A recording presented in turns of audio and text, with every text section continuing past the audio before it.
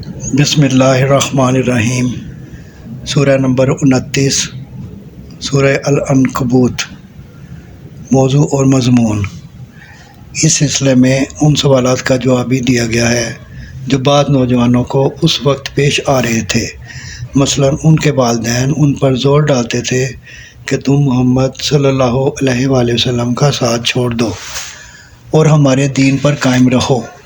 جس قرآن پر تم ایمان لائے ہو اس میں بھی تو یہی لکھا ہے کہ ماں باپ کا حق سب سے زیادہ ہے، تو ہم جو کچھ کہتے ہیں اسے مانو، ورنہ تم خود اپنے ہی ایمان کے خلاف کام کرو گے۔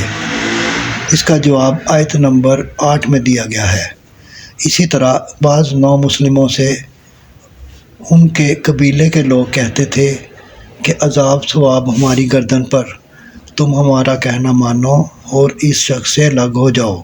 اگر خدا تمہیں پکڑے گا تو ہم خود آگے بڑھ کر کہہ دیں گے کہ صاحب ان بیچاروں کا کچھ قصور نہیں، ان کو ہم نے ایمان چھوڑنے پر مجبور کیا تھا، اس لیے آپ ہمیں پکڑ لیں۔ اس کا جواب آیت نمبر 12-13 میں دیا گیا ہے۔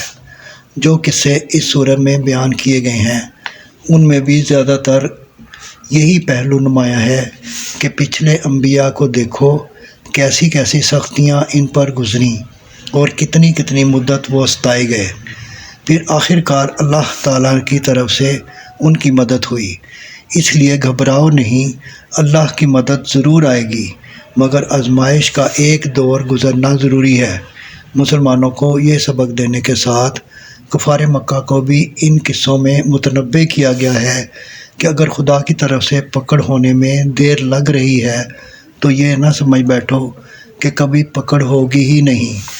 پچھلی تباہ شدہ قوموں کے نشانات تمہارے سامنے ہیں، دیکھ لو کہ آخر کار ان کی شامت آ کر ہی رہی ہے اور خدا نے اپنے نبیوں کی مدد کی۔ پھر مسلمانوں کو ہدایت کی گئی کہ اگر ظلم و ستم تمہارے لیے ناقابل برداشت ہو جائے تو ایمان چھوڑنے کی بجائے گھر بار چھوڑ کر نکل جاؤ۔ خدا کی زمین وسیع ہے، جہاں خدا کی بندگی کر سکو وہاں چلے جاؤ۔ ان سب باتوں کے ساتھ کفار کی تفہیم کا پہلو بھی چھوٹنے نہیں پایا ہے۔